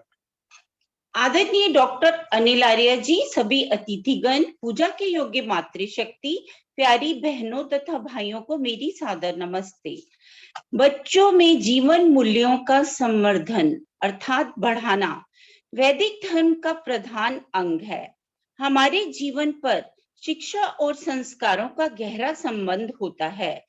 जब बालक पैदा होता है तो पिछले जन्मों के कर्मानुसार उसके आत्मा में कई प्रकार के संस्कार विद्यमान रहते हैं। उत्तम शिक्षा मिलने पर उसका मन शुद्ध हो जाता है। यदि ऐसा ना हो तो उसका चित्त और मलिन हो जाता है। अतः ये जरूरी है कि बालक की उचित शिक्षा पर विशेष ध्यान दिया जाए। बालक की आधारशिला माता अपने गर्भ में रखती है।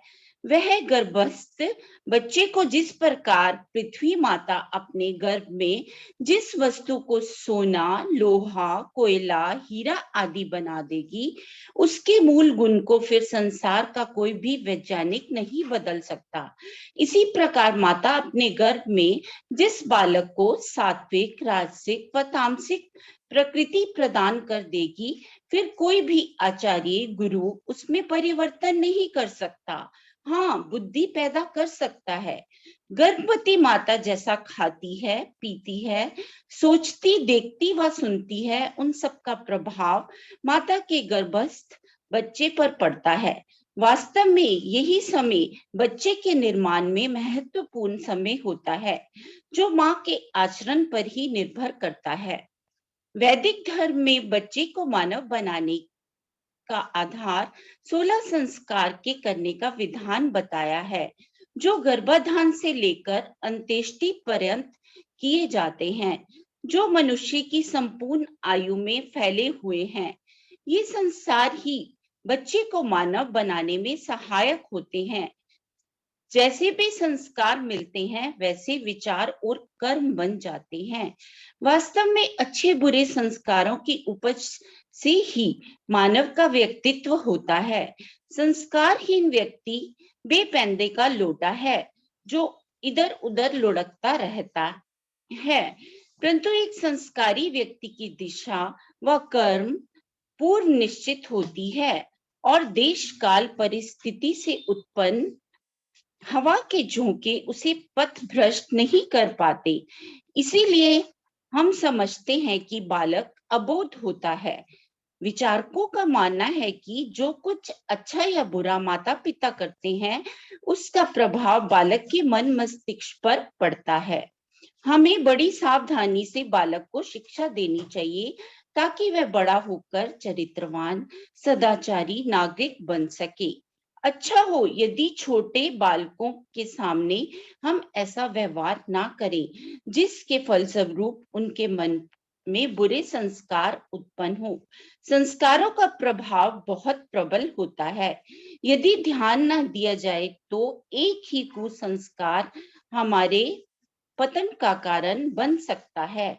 इस आज संसार में इतनी घृणा, ईर्ष्या और हिंसा क्यों है? इसका मूल कारण संस्कार है। मनुष्य अच्छे बुरे मार्ग की ओर प्रवृत्त संस्कारों से ही होता है। महाभारत का उदाहरण हमारे सम्मुख है। महाभारत के युद्ध को रोकने के लिए योगेश्वर श्री कृष्ण ने हर संभव प्रयत्न किए। दुर्योधन से मिले, बहुत समझाया, परंतु कृष्ण की एक बात भी दुर्योधन ने नहीं मानी। धर्म का उपदेश देकर जब कृष्ण दुर्योधन को समझाते हैं, तो दुर्योधन कृष्ण को संबोधित करते हुए कहता है, जानामि धर्मम नाचामि प्रवृत्ति, जानामि धर्मम ना तव में निर्वृत्ति, केना अपि देवेन हृदि स्थितेन यथा नियुक्तो अस्मि तथा करोमि। महाराज, मैं धर्म को अच्छी तरह से जानता हूँ कि धर्म क्या है, परंतु मेरी धर्म में प्रवृत्ति नहीं है, और अधर्म को भी मैं अच्छी तरह से समझता हूँ कि अधर्म क्या है, जिस पर चलने से मनुष्य का सर्वनाश हो जाता है। परंतु उससे मेरी निवृत्ति नहीं है, क्योंकि मेरे हृदय में ऐसे संस्कार हैं, यथा नियुक्तो अस्मि तथा करोमि। जिधर वह संस्कार मुझे नियुक्त करते हैं, अर्थात प्रेरित करते हैं, उधर मुझे झुकना पड़ता है। मैं क्या करूं, इसमें मेरा दोष नहीं, ये सब संस्कारों की बात है। इसलिए मनुष्य जीवन में जो कुछ भला बुरा करता है, अर्थात प्रेरित करता है, वह सब संस्कारों के कारण ही होता है। इसलिए मनुष्य को संस्कारों का महत्व को समझते हुए अपने अमूल्य मानव जीवन को कल्याणकारी मार्ग पर ले जाते हुए ही लौकिक पारलौकिक सुख को प्राप्त करना चाहिए। अंत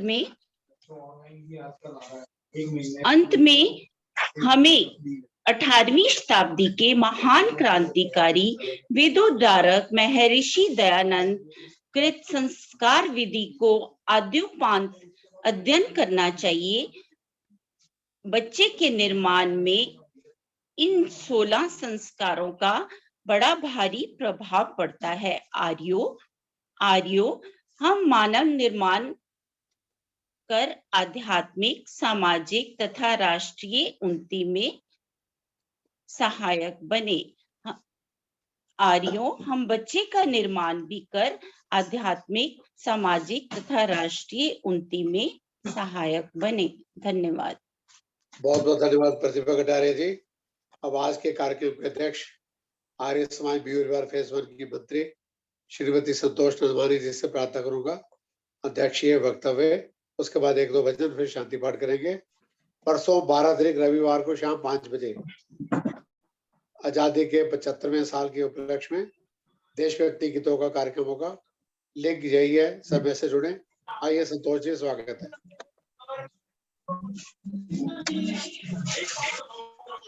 मुख्य प्रवक्ता डॉक्टर कल्पना रस्तोगी जी, मुख्य अतिथि श्री राजेश मेहंदी दत्ता जी और सम्मानीय डॉक्टर अनिल आर्य जी, सबको सादर नमस्ते जी। और जितने भी मेरे भाई बहन, आर्य भाई बहन जुड़े हुए हैं, उन सबको भी सादर नमस्ते जी। आज आपने मुझे कुछ कहने का, अपने विचार प्रस्तुत करने का अवसर दिया, आपका बहुत बहुत धन्यवाद। सबसे पहले तो मैं कल्पना रस्तोगी जी का बहुत बहुत धन्यवाद करती हूँ, जिन्होंने बहुत ही प्रभावपूर्ण प्रवचन बहुत ही सुंदर ढंग से अपने बच्चों को अपनी संस्कृति से परिचित कराने को प्रोत्साहित किया। डॉक्टर कल्पना रस्तोगी जी बहुत ही मधुर वाणी में संक्षेप में बहुत कुछ कह देती हैं, या यूं कहो कि गागर में सागर भर देती हैं।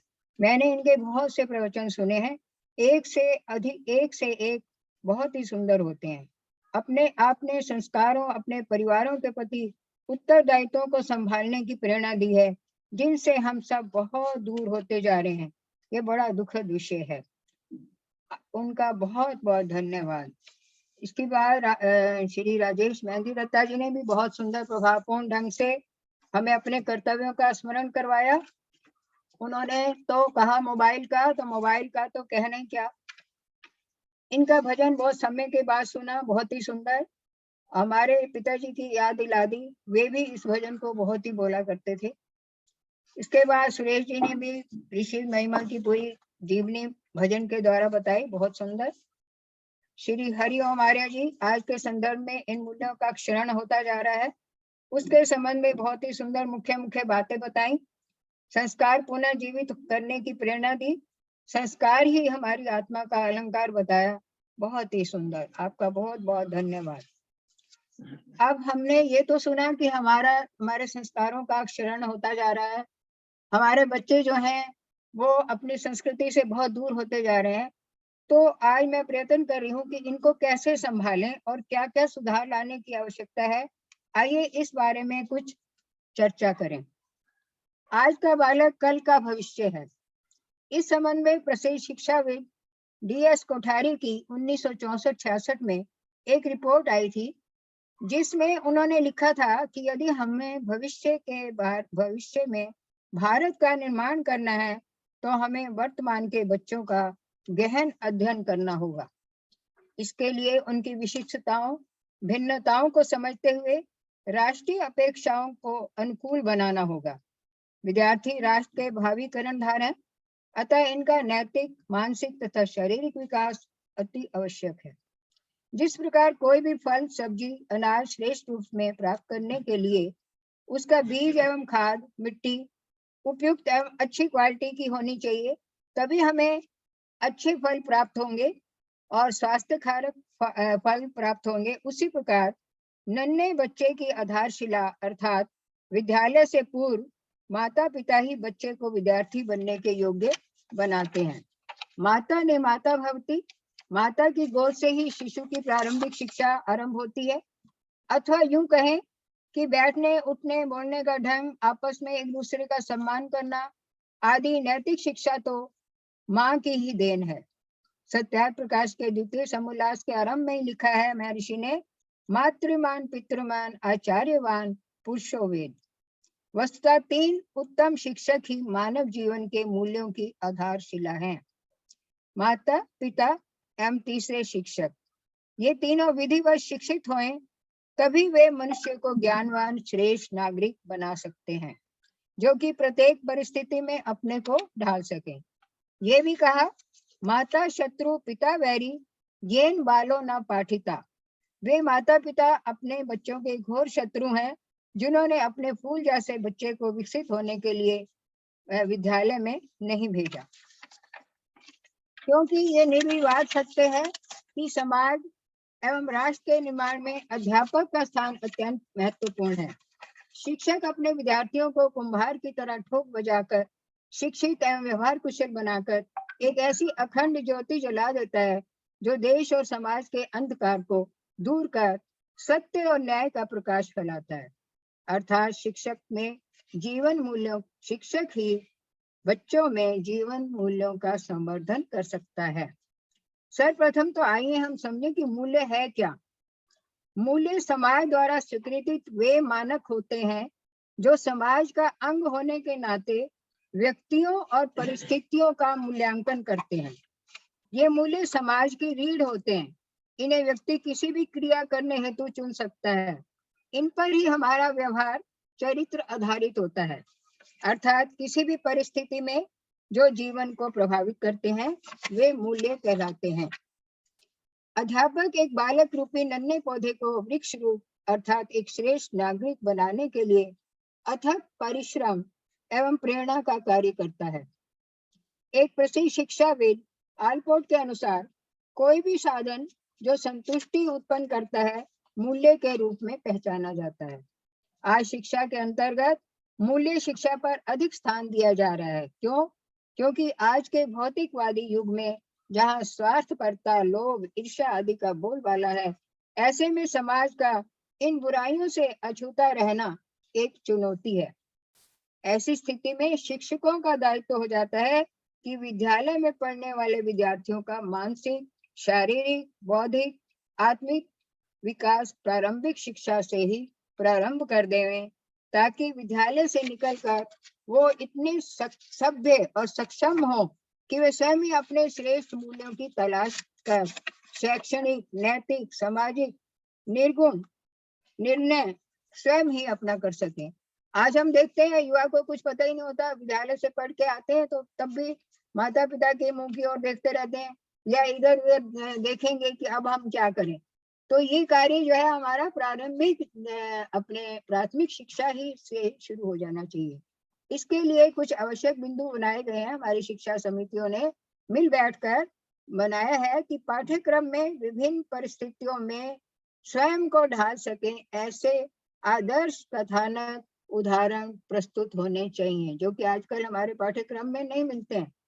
महापुरुषों के जीवन चरित्र पाठ्यक्रम में समावेश हो, ताकि बच्चे वीर, बलिदानी, स्वतंत्रता सेनानी महापुरुषों के संबंध में उनके जीवन चरित्र को जान सकें। नैतिक गुणों का विकास करने के लिए कक्षा में परस्पर बंधुत्व की भावना, एकता, अनुशासन एवं सहयोग की भावना जागृत हो, जिसके लिए समय समय पर विभिन्न क्रियाओं का आयोजन होना चाहिए। विद्यार्थियों की क्षमता के अनुसार उनमें बौद्धिक विकास करना। हर एक की योग्यता एक सी नहीं होती। आज हम बच्चों पर इतना दबाव डालने लगे हैं कि 90%, 95%, 100% लाओ, तो हर एक का जो बौद्धिक स्तर होता है वो अलग होता है। उसी के अनुसार हमें उसका विकास करना चाहिए।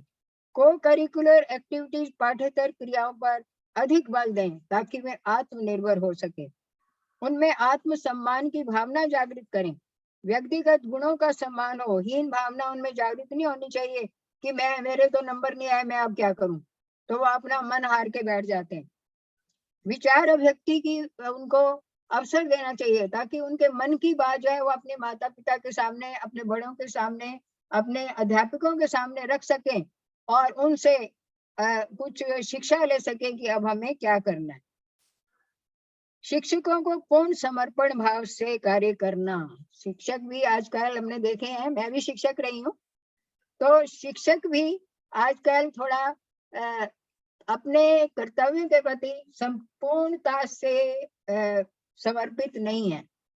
क्यों? क्योंकि कुछ उनके आसपास वातावरण भी ऐसे हैं, कुछ बच्चों का जो वातावरण वो भी ऐसा है, कुछ कमियां भी हैं स्कूलों में, तो वो सब देखते हुए अध्यापक जो है जो करना चाहता है वो नहीं कर पाता। तो और फिर वो क्या करते हैं, बस अपना सिलेबस पूरा किया और अपना काम पूरा। तो ये ऐसा नहीं करना चाहिए। अध्यापक को भी पूर्णतया समर्पित होकर अब बच्चों के चरित्र निर्माण में अपना जीवन बलिदान कर देना चाहिए। और स्कूलों में अनुशासन बनाए रखना चाहिए। ये नहीं ये आंदोलन करो, ये बाहर जाओ, ये उसके लिए बोलो। आप उनको योग्यता अनुसार विभिन्न क्रियाओं में संलग्न रखना चाहिए ताकि वो उनका संतुलित व्यक्तित्व जो है वो बन सके। ऐसी शिक्षा दें उनको शारीरिक, चारित्रिक, आध्यात्मिक, बौद्धिक विकास द्वारा उनको पूर्ण मानव बना सके। इस प्रकार प्राथमिक स्तर पर शिक्षक इंद्रधनुष के विभिन्न रंगों की भांति अपने व्यक्तित्व में विभिन्न रंग भरते हुए मूल्य परक शिक्षा के उद्देश्यों को अपनी कक्षा में प्राप्त कर सकता है, क्योंकि विभिन्न स्तर के विभिन्न बौद्धिक विकास, विभिन्न शारीरिक विकास, हर तरह के बच्चे जो है वो हमें पढ़ाने के लिए मिलते हैं। अंत में शिक्षक अपने विद्यार्थी को इतना योग्य बना दे कि वो दृष्टिपूतम न्यसेत पादम, हर जो कदम है अपना बढ़ाए वो बहुत सोच विचार के बाद। वस्त्रपूतम जलम पिबेत, और हमारे बड़ों ने कहा है कि पानी जो है वो हमेशा देखभाल के छान कर पीना चाहिए। सत्य पूतम वदेत वाचम, सत्य के आधार पर तोल कर कोई वाणी से वचन निकालना चाहिए। मन है पूतम समाचरित, और अपने मन को नियंत्रण में रखते हुए क्रोध नहीं करना। एकदम उबल पड़ते हैं, एकदम लड़ने मरने को तैयार हो जाते हैं, तो ऐसा नहीं, अपने मन पर नियंत्रण रख के हमें व्यवहार करना चाहिए। और वह जो विद्यार्थी है वही अपने जीवन में जाकर एक सुदृढ़ व्यक्तित्व पाकर एक श्रेष्ठ नागरिक बनेगा और राष्ट्र की उन्नति में अपना योगदान दे पाएगा। ऐसा मेरा कुछ विचार है। आशा है आप सबने बड़े ध्यान से सुना है, और कोई गलती मैंने कर दी है तो मुझे क्षमा करें। ओम शांति। धन्यवाद। अध्यक्ष जी का बहुत बहुत धन्यवाद। संतोष नंदवानी जी ने बहुत अच्छा उत्तर दिया। अध्यापक और अच्छा ना हो ये हो ही नहीं सकता। मैं एक बार पुनः धन्यवाद करता हूँ। 2-3 गीत फिर शांति पाठ करेंगे। परसों 12 तारीख रविवार को शाम 5 बजे एक शाम राष्ट्र के नाम गीतों का कार्यक्रम रहेगा, जुड़ेंगे। और रविंद्र गुप्ता जी फरीदाबाद से, फिर मृदुल अग्रवाल जी एक आध भजन, फिर शांति पाठ। आइए रविंद्र गुप्ता जी, स्वागत है। सभी को एक बार फिर नमन। मेरा नाम बोला।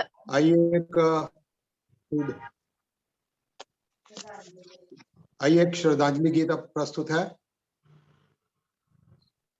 तलवारों पे सरवार दिए, अंगारों में जिस्म जलाया है, तब जाके कहीं हमने सर पे ये केसरी रंग सजाया है। ए मेरी जमीन अफसोस नहीं जो तेरे लिए सो दर्द सहे, महफूज रहे तेरी आन सदा, चाहे जान मेरी ये रहे न रहे। ए मेरी जमीन महबूब मेरी नस नस में तेरा इश्क बसे, फीका न पड़े कभी रंग तेरा, जिस्मों से निकल कर खून कहे। तेरी मिट्टी में मिल जावा, गुल बन के मैं खिल जावा, इतनी सी है दिल की आरज़ू। तेरी नदियों में बह जावा, तेरे खेतों में लहरावा, बस इतनी सी है दिल की आरज़ू। ओ हो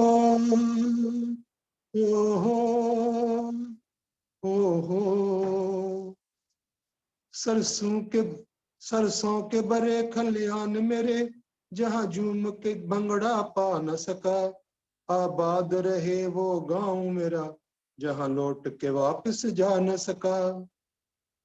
ओ वतना वे मेरा वतना वे, तेरा मेरा प्यार निराला था, कुर्बान हुआ तेरी अस्मत पे, मैं कितना नसीबों वाला था। तेरी मिट्टी में मिल जावा, गुल बन के मैं खिल जावा, इतनी सी है दिल की आरज़ू। तेरी नदियों में बह जावा, तेरे खेतों में लहरावा, बस इतनी सी है दिल की आरज़ू। ओ हो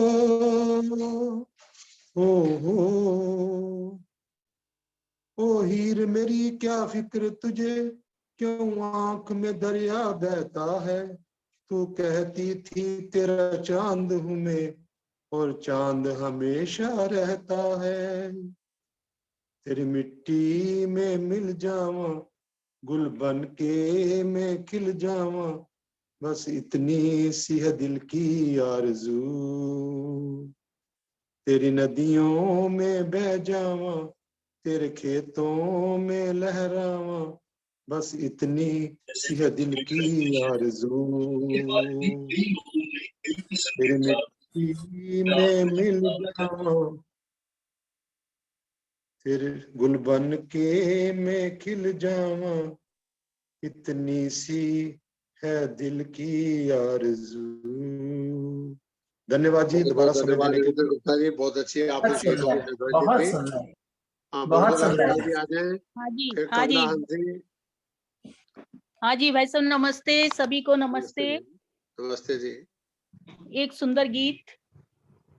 वैदिक विचारों का उदयन होगा, सुंदर हमारा जीवन होगा, लहराता मुस्काता मानस मधुवन होगा, वैदिक विचारों का उदयन होगा, सुंदर हमारा जीवन होगा, प्यार हो परस्पर जहाँ देश वो बसाएंगे, मानवता का पाठ हम सभी को पढ़ाएंगे, हर दिल में ईश्वर का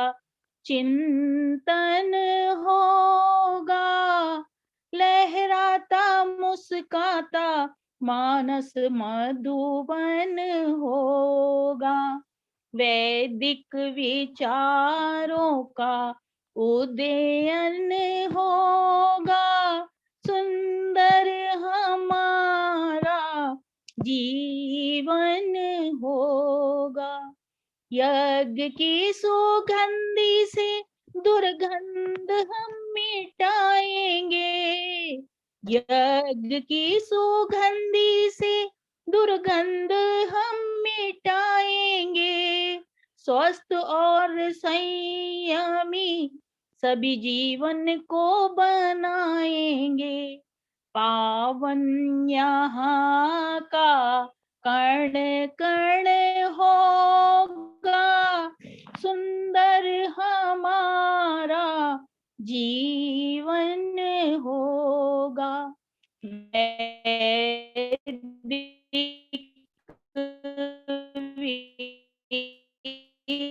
विचारों का उदयन हमारा जीवन होगा, ढूंढने से मिले नहीं चोर जार कोई भी, धर्म के विरुद्ध ना हो व्यवहार कोई भी, सत्य धर्म का पालन होगा, सुंदर हमारा जीवन होगा, वैदिक विचारों का उदयन होगा, सुंदर हमारा जीवन होगा, सुंदर हमारा जीवन होगा, ग्राम ग्राम नगर नगर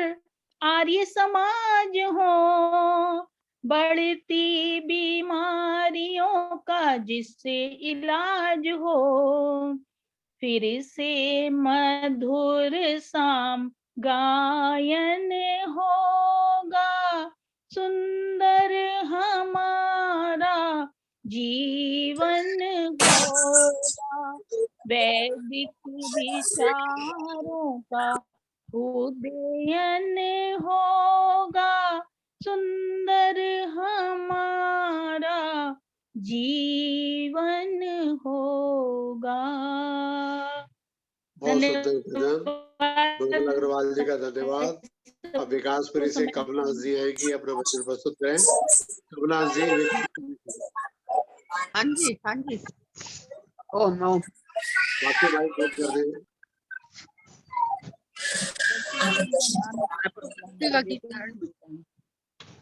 ओम विश्वानि देव सवितर दुरितानि परमासुव भद्रम कन्यासुव।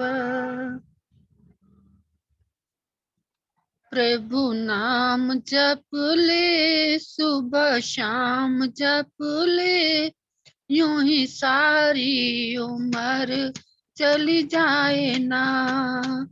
प्रभु नाम जप ले सुबह शाम जप ले, यूं ही सारी उम्र चली जाए ना। जब से मानव का चोला पाया, तूने ईश्वर कभी ना ध्याया। दिन गुजार करके बाजी हार करके, प्यारी प्यारी उम्र चली जाए ना। प्रभु नाम जप ले सुबह शाम जप ले, यूं ही सारी उम्र चली जाए ना। ओम अक्षर हृदय में बसा लो, उसकी महिमा का दीपक जला लो। सच्चे नाम के बिना अच्छे काम के बिना, यह तुम्हारी उम्र चली जाए ना। प्रभु नाम जप ले सुबह शाम जप ले, यूं ही सारी उम्र चली जाए ना। रहता हर वक्त हैरान क्यों है, बंदे पल पल परेशान क्यों है। रहता हर वक्त हैरान क्यों है, बंदे पल पल परेशान क्यों है। चिंता छोड़ दे अभी, बंधन छोड़ दे अभी, बारी बारी उम्र चली जाए ना। प्रभु नाम जप ले सुबह शाम जप ले, यूं ही सारी उम्र चली जाए ना। उसके पथ के पथिक ने पुकारा, उसके पथ के पथिक ने पुकारा, फिर न अवसर मिलेगा दोबारा। यह विचार कर ले बेड़ा पार कर ले, नर नारी उम्र चली जाए ना। यूं ही सारी उम्र चली जाए ना। प्रभु नाम जप ले सुबह शाम जप ले, यूं ही सारी उम्र चली जाए ना। यूं ही सारी उम्र चली जाए ना। ओम ओम। धन्यवाद आपका। नमस्ते जी, माता कमला जी विकासपुरी से। अब अंतिम गीत के लिए आएंगे माता परवीना ठक्कर जी मुंबई से, फिर शांति पाठ करेंगे। परसों रविवार 12 तारीख को 5 बजे देशभक्ति गीतों का कार्यक्रम, अवश्य जुड़े। माता परवीना ठक्कर जी। सभी को सादर नमन। आज नमस्ते मैं जी। भजन नहीं गाऊंगी, सिर्फ ये बिपिन रावत जी को श्रद्धांजलि का ऐसा ईश्वर से प्रार्थना करें कि उनकी आत्मा को शांति मिले, पूरे परिवार को शांति मिले। धन्यवाद जी।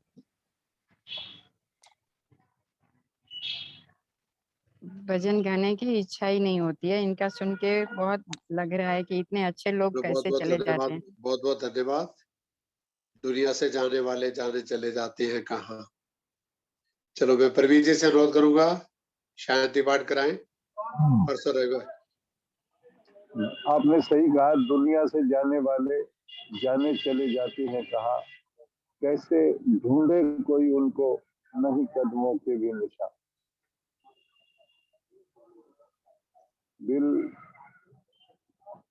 घायल है उनकी बातों को सुनकर। जो हमारा ये हेलीकॉप्टर क्रैश हुआ उसमें हमारे सैनिक मारे गए, हृदय की गहराइयों से उनको विनम्र श्रद्धांजलि अर्पित करते हैं और शांति पाठ के साथ ये सुना जा सकता है। ओम द्यौ शांतिरंतरिक्ष शांति पृथ्वी शांतिरापा शांतिरौषधय शांति वनस्पतय शांतिर्विश्वे देवा शांति ब्रह्म शांति सर्वद्वम् शांति शांतिरेव शांति सामा शांतिरेधि। ओम शांति शांति शांति। जो बोले सो अभय वैदिक धर्म की जय, धर्म की जय। जगत गुरु महर्षि दयानंद की जय। गुरुवर विद्यानंद जी महाराज की जय।